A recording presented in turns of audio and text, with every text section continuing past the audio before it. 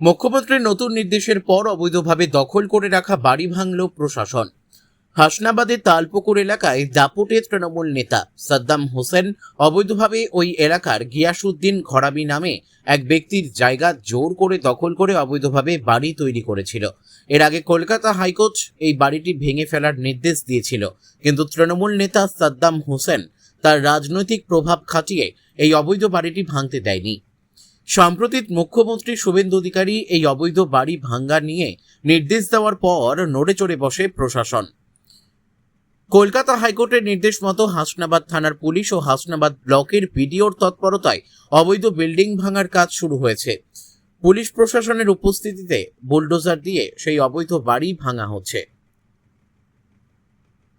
বসিরহাট থেকে প্রদীপ সরকারের report, big news Bangla. কি বলবেন? অবৈধভাবে বলতে এই জমিটা আমাদেরই ছিল, আমরা চাষবাস করতাম। তো চাষবাস করতে করতে শাসক দল যখনই আসে, যিনি এখানে বসেছিলেন বিন্দাস করে, উনি একজন তৃণমূলের গুন্ডা, কে মস্টেড ক্রিমিনাল, তার নাম সাদ্দাম ঘরামি। তো ও জোর করে এই জায়গাটা দখল করে এই বিল্ডিংটা করেছিল। আমরা আটকাতে গেলে আমাদেরকে প্রকাশ্য দিবালোকে রাস্তাঘাটে মারধর করে, বহিরাগত নিয়ে ক্যাডার বাহিনীদের নিয়ে।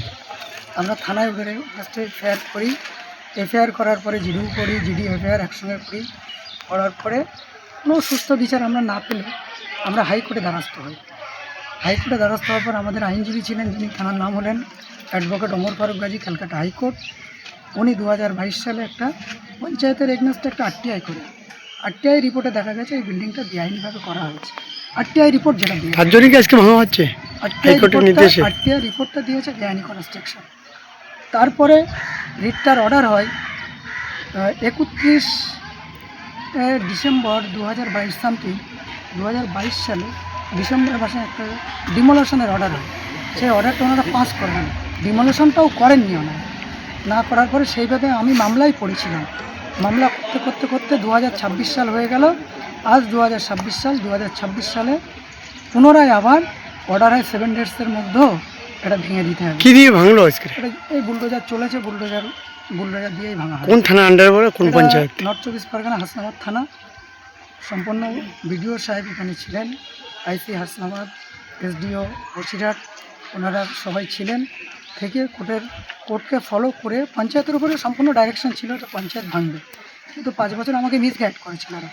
লাস্ট আর যখন দেখতে পেলো প্রধান কোর্টকে আমি অবমাননা করছি, কোর্ট বারবার ওনাকে ডাকছে, তারপরে সবাই থেকে আলোচনা করে আজকে এখানে ডিমোলেশন। আপনার নাম আর আপনার বাবার নাম? আমার বাবা যিনি ছিলেন পিটিশনার, ওনার নাম গিয়াসউদ্দিন বৈদ্য, 65 ওনার বয়স। উনি কথা বলতে পারে না। আমি ওর ছেলে সিরাজ বৈদ্য, লালটু।